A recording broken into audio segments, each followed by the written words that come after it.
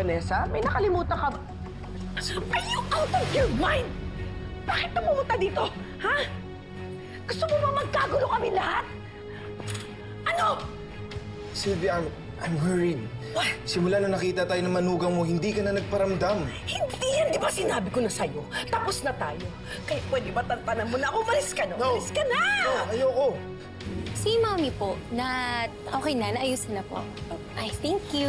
Okay na po. Lexie. Ay, thank you. Oh, kuya, Nasa si Mama. wait lang. Ang aga mo ah. Eh, mamaya pa daw tayo pipicturean. Uunahin si na Mom and Dad. Lexie, nasan si Mama? Si Mama, nasa taas. Inaayusan nga nila kanina. Kuya! Kuya, okay ka lang? Hindi ko kaya nang wala ka. Ayoko mawala ka. Kaya naman natin ito ituloy. Mag-ingat na lang tayo. Sige na. Hindi! Ano ba ka muna, Bruce? Please, umalis ka na, please. Umalis ka na! Naulo ka? Ay! Anak mo ako! Marco, anak mo! Tama na! Marco, please! Tama na! Tama na! Sa dami ng pwede mong biktima, inalay ko pa! Ha? Paano? Sumunod ka! Sumunod ka! Tama na! Marco! Ano? Ano?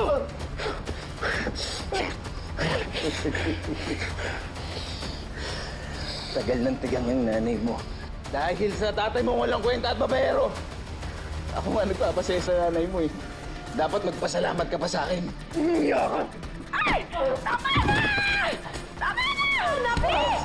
Marco, Marco! Ano na, anak? Ano na? Ay! Huwag mo sasaktan ang anak ko! Umalis ka na dito! Lumayas ka na! Layas! Umalis ka na dito!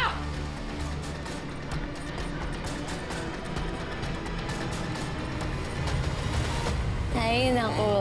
Parang excited. Exciting. Excited?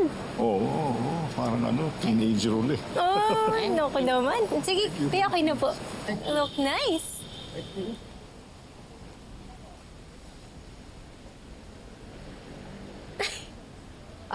Ay, ate, nakita mo na ba si Kuya? Ay, hindi ko alam na dumating na pala siya. O, dumating na. Parang mainit nga yung ulo eh. Feeling ko may problema yun. Tinanong ko kung anong meron. Dumiretso na naman kay Mama. Sige, check ko ah. Sir, next layout po. Ay, Vanessa, ako na. I'll check on him. Sure, Dad? Yep. Oh, Bruce. Ang ginagawa mo, ano nangyayari sa'yo? Wala po. Ano na ba ka? Yung magandang angle ah. Ang ganda na kasi ito, guys. Ang ganda na.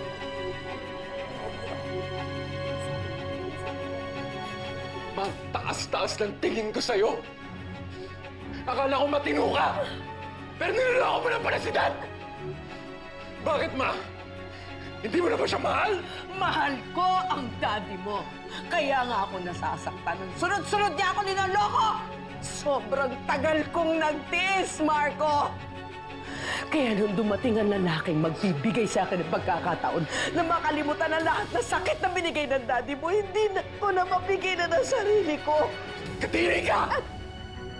But I hate the person that I have become. A liar and a cheater just like your father. Pinagsisisihan kong pumatol ako sa ibang lalaki. Anong sabi mo?